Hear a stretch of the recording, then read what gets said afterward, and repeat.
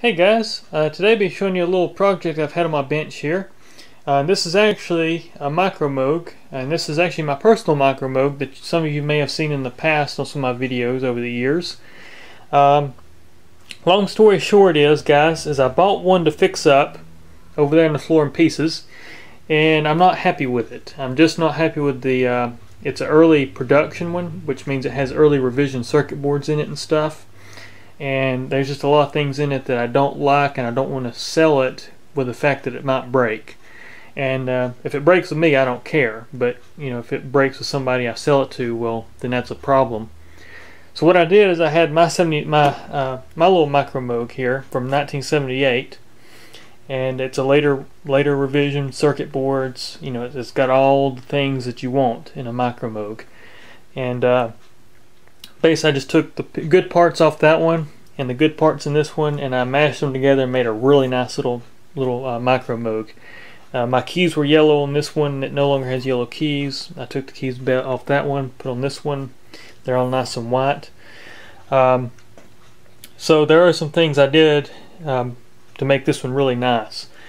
There are a few blemishes though, and I have to point those out. One of the blemishes is the interface has curled just a little bit in the corners. But actually I conditioned all the plastic, and so you shouldn't have to worry about this thing, you know, doing any more peeling. It should be fine. It's all there. It's not like any corners are broke. It's just they're kind of lifted a little bit in places. But as part of my restoration stuff is I condition the plastic, and it makes it real flexible again, and it keeps it from doing the weird stuff like you see there. A few blemishes on the metal, you know, just a few little marks like right there. Just common stuff you find on Micromoogs. I mean, these things, they were usually used and abused, and all of them, you know, were pretty much that way. But anyways, I'll give you a walk around here. It's got the still got the wood grain panels on the sides, and this is one of the few I hadn't had to replace them on. Actually, they're still intact and in good shape. And I'll walk you around back here, and I'll show you the back panel here. It's all clean back here as well, and I did have to put a new cord on it. When I got it, it didn't have the factory cord, and I didn't like it because it didn't have earth ground.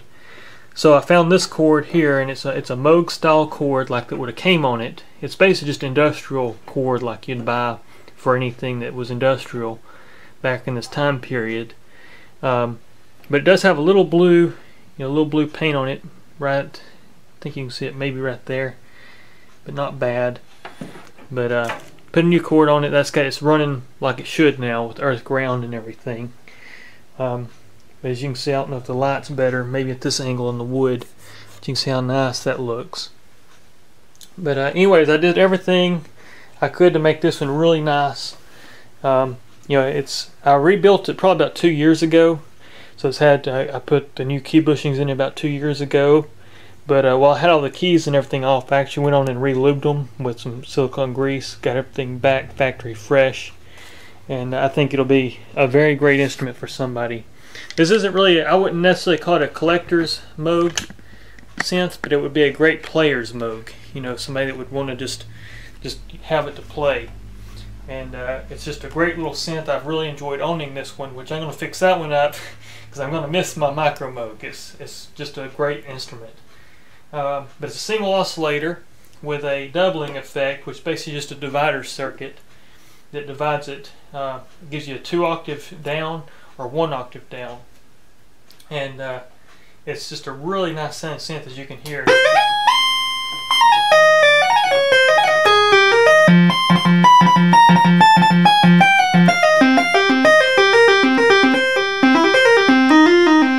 And that's just the one oscillator. If we put doubling on that,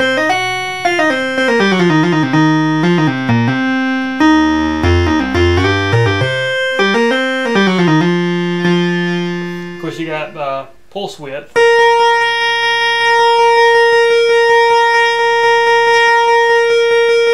can hear. You can make that pulse width modulate too if we go here.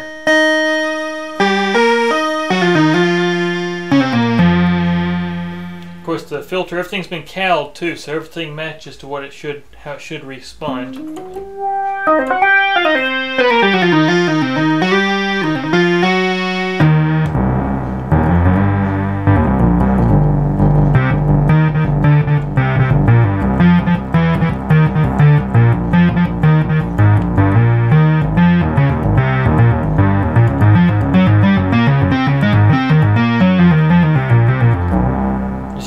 just it's a great sounding instrument. It's got a noise source, as you can hear. Make that filter a little.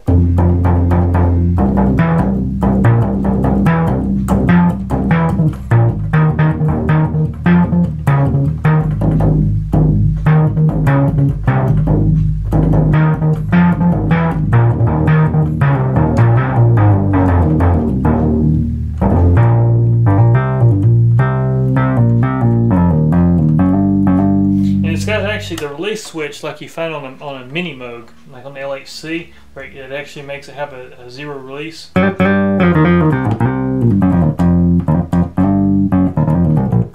you get that really funky bass kind of.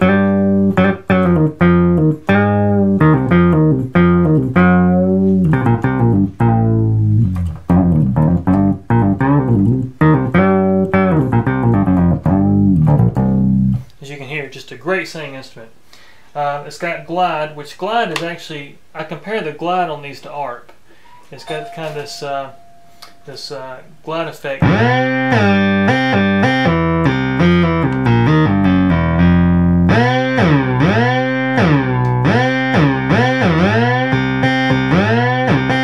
you can hear, something like that. Modulation works, which you heard some of the modulation there. We'll go to oscillator.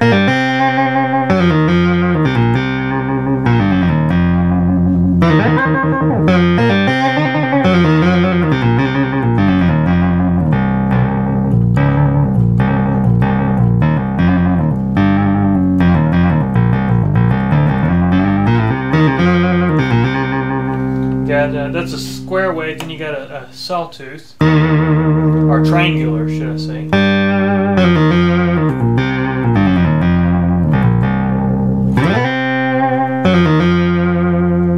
Octave shifts work. Everything's in tune as well. So you get something like that. But another thing I love about these synths is the fact that you can get L film out of them. You go here to your filter mod, and then you can actually. Actually, what that's doing, that's introducing the oscillator into the filter. So you get something like this.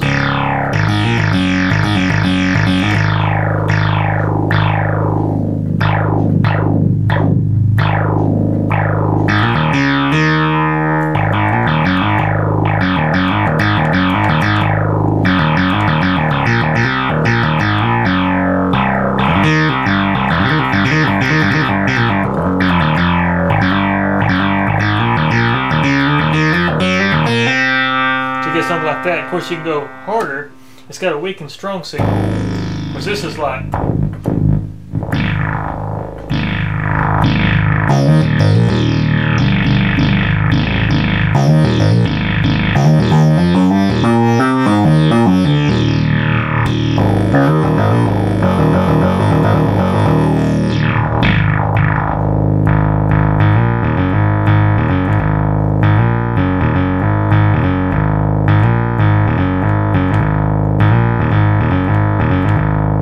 Something like that. It's just a really great sound. So we got a modulation of that.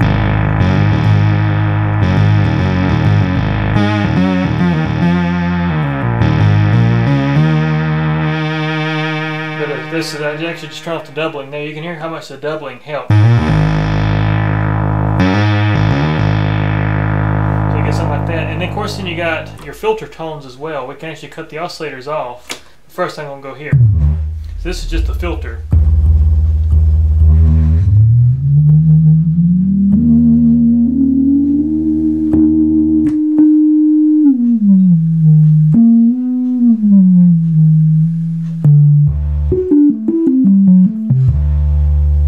As you can hear.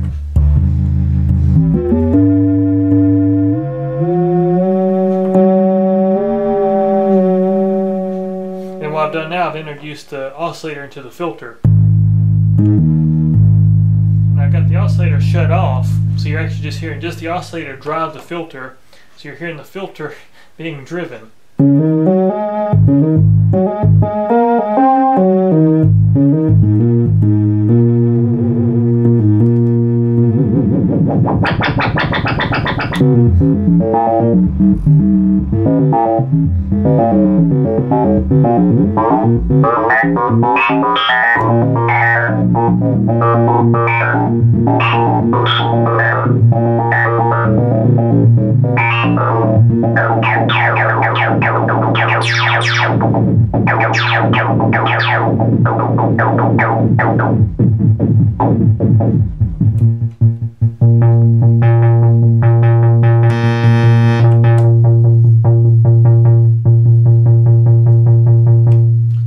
All these tones you can get out of this little monster. I mean, it's great for what it is.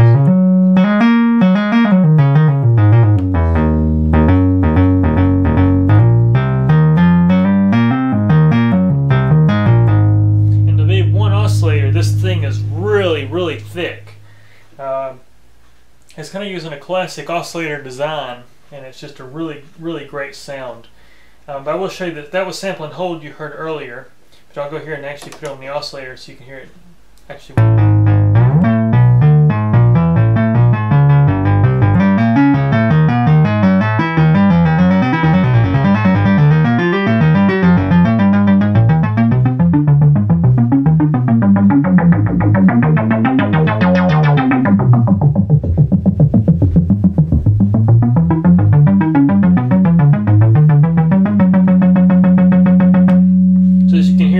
Working, that's the sample and hold with auto trigger. You can go to sample and hold without a trigger, so you get something like this. It won't re-trigger itself. Of course, usually with this, I have to put it on the filter.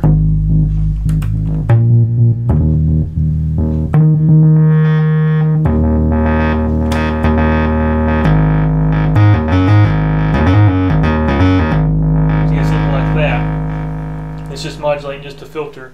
But PWM on this thing, and that's what I really love. You got this pulse width modulation, which is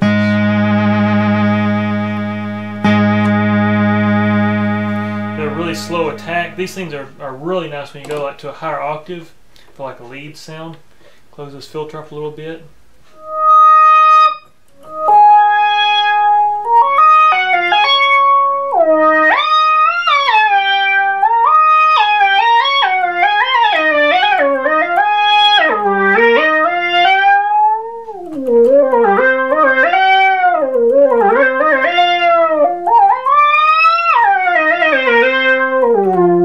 Something like that. So as you can hear, it's a really flexible instrument. I just kind of want to show the flexibility of this instrument and how everything works. I know I've gone over this a few times in videos in the past, but this is one I got for sale, so I want to make sure I cover that with this particular instrument. You got different modes of your envelope generators too.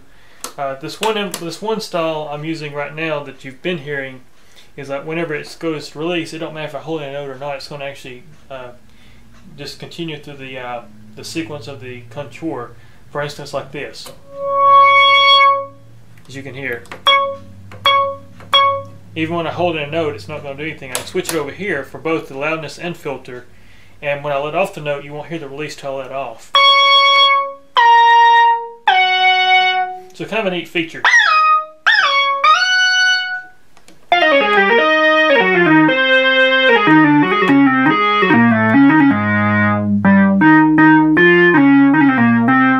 Really helps when you're changing the styling of your playing. That's a really handy little tool there. Another thing that makes this thing really wild is you got this wide range oscillator, which if you turn this control to wide, this knob right here controls the frequency of your oscillator.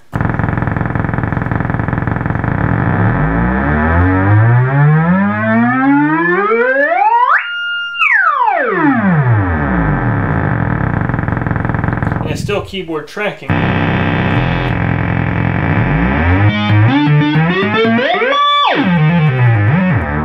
That's a really handy tool when you're talking about sound effects or you want to make this thing do like ring modulation.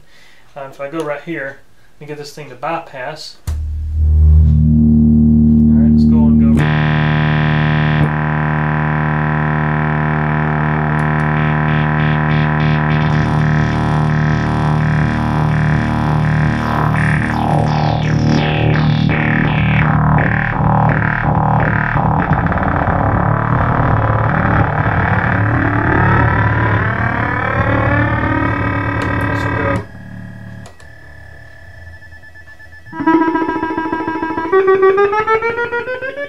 Then go to oscillator.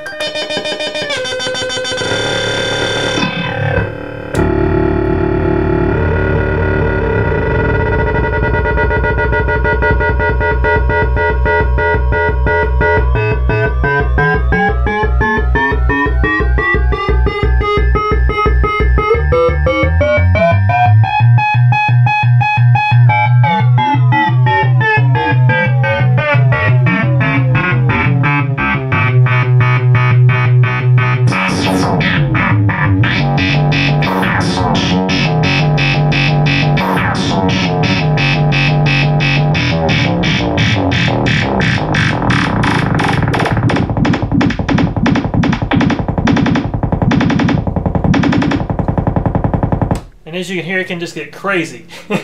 And that's why I love the Micromoog so much. For one oscillator, it does all these harmonics. And that's something you don't find on a lot of single oscillator synthesizers out there, including the SH-101. It will never do some of this stuff. But anyways, guys, if you're interested, I'm going to have this thing listed probably on Reverb.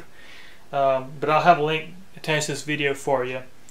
But anyways, guys, as always, thanks very much for watching.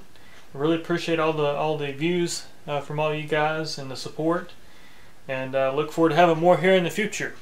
Take care.